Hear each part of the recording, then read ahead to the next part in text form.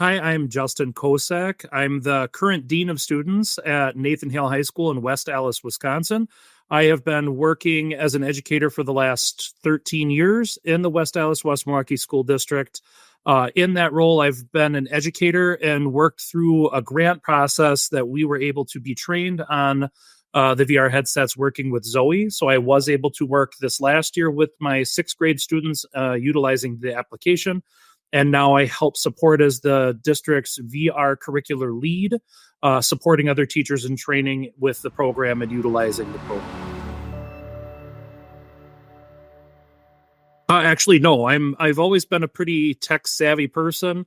When we ended up getting the grant, our assistant superintendent who wrote the grant reached out to our building principals and said, let's try to get somebody from each building that could come into this initial training.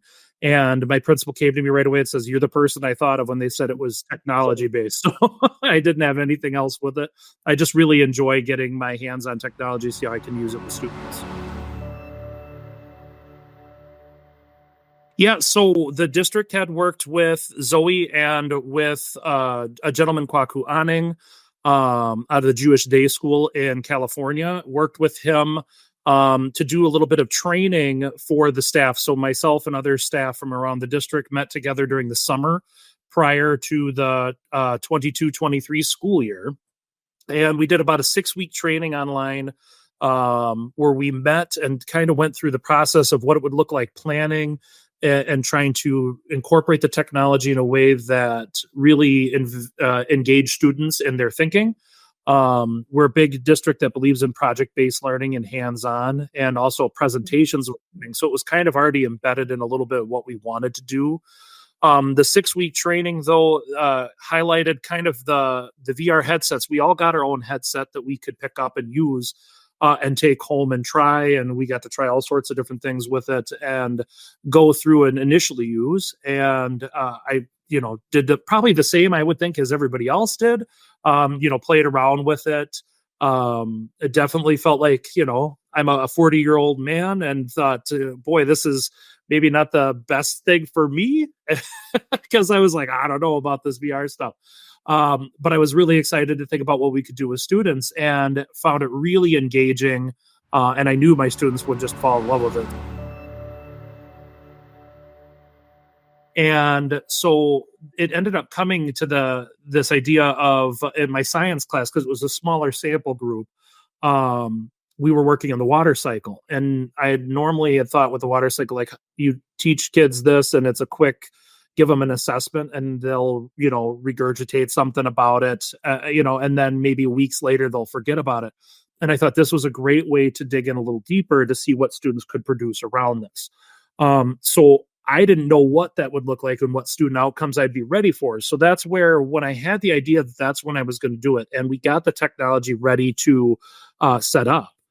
I reached out to Kwaku and Emily from Zoe, and we talked about what this would look like. So I talked about rolling it out with students, which is where Emily came in handy, like thinking about what it would look like on the tech side of it, and was there to support when I had questions as an educator.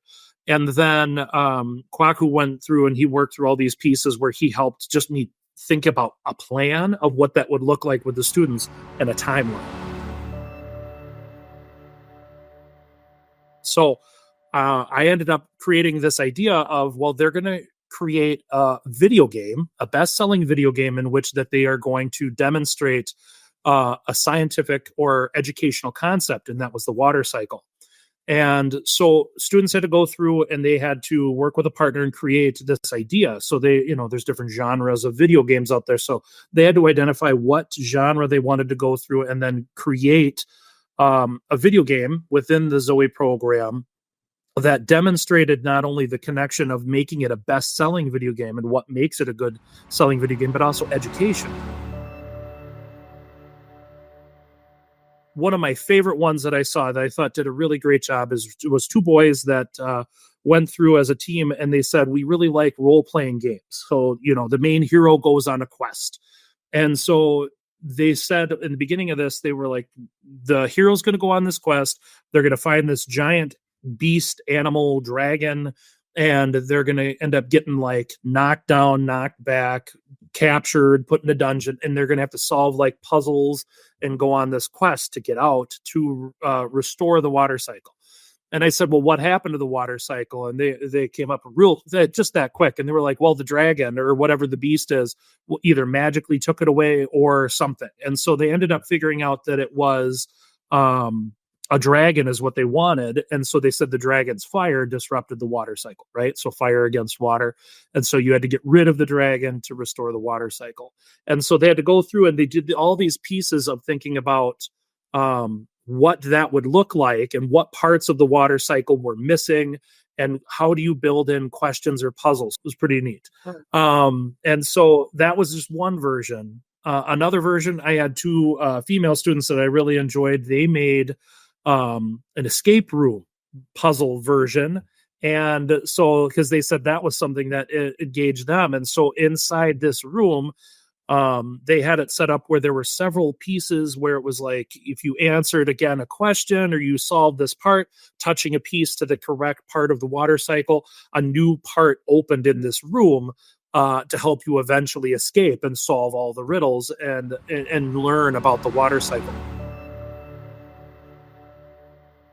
Well, I was able to make these, interactions and create a scene, and I'm like, being a tech inclined person as I thought I was like, okay, how are my sixth grade kids going to create, and was thinking, how long is it going to take? And the shock of that was within probably the first day to 2 days of really rolling it out where students were creating with the VR headsets. I had students starting to create things and build and make interactions. And it seemed oddly intuitive for them where it was not necessarily so intuitive for me and with what they created. And they had such a knack for exploring within technology to figure out and do the things that they thought they could do with it and explore more. One of the cool things that happened was as I'm sitting here and I'm floating around as an educator, wondering how students are doing, I had students that would say, raise their hand, Mr. Kosek, can you come over here? And I'd come over and they'd say, well, I'm trying to make this thing. How do I have it interact like this? And without a shadow of a doubt, within seconds, another student would be like, I know how to do that. And they come running over to them. And I'm like, and I'm sitting there, I'm watching on their iPads. I'm like, what do you do? What did you just do? And they're like, oh, it's easy, Mr. Coase. Like, you just do this, this, and this. And then you do that. You get it? And the other kid's like, yeah, I got it. And I'm like, hold on. Then they shoot off this way. I'd be like, what did you just do? And they'd laugh at like me as like, and I'm like, I get it, but like you did it so fast. And it was crazy. And the willingness for them to collaborate and work with others and see what they were making and, troubleshoot it together. That part was a very pleasant and unexpected surprise working within the program. I definitely think the process with Zoe allowed them to do things that I don't think they thought they could do. In the way of like creating, coding, and then a big one too was problem solving. When it came to problem solving, that's often something that, if you stumble upon it in education, good teachers will explore that aspect to try to get the student engaged in active problem solving, right? Real life problems. How do we solve this in this moment when you have time? Zoe was able to highlight this as a regular basis because students' creativity, when tapped, is boundless. Like they want to put in more things, more and more and more things. Well, any program generally in the world is going to be limited in what it can do and function. So the interesting part was having students where their creativity was already opened and unlocked, go through and look at like a list of items and say, I'm going to create my idea with these limited items. And so that was where I started to see things really become interesting because students would think, if I'm going to make this item and it's not here as one of the items in the game or in the platform, then how do I do it? I would definitely say this is, and across my whole experience as an adult trying it for the first time, your thoughts on how students would do probably are never going to be accurate to what they will actually do. That was probably my biggest shock. I think I've heard that from other colleagues around their shock is like how long it took me as an adult to learn something brand new versus a student. And don't let that thought be part of it. You kind of have to ignore that because they will pick it up and they'll pick it up very quickly. When it comes to the other step, and this is true of project based learning entirely, is that educators don't let go of enough to let students drive their own creativity and work on their own. And so my advice would be try it, give it up, and be comfortable in the uncomfortable, and know that the end result is worth the struggle in the process. And were there tech issues? Yep. Were there days where students like forgot how to do stuff and they needed more support? Yep. But their end result, when they got to showcase and share what they created and they made, and the depth of knowledge they had on the topic that previously I bet you would have gone to the wayside within 2 weeks after the unit.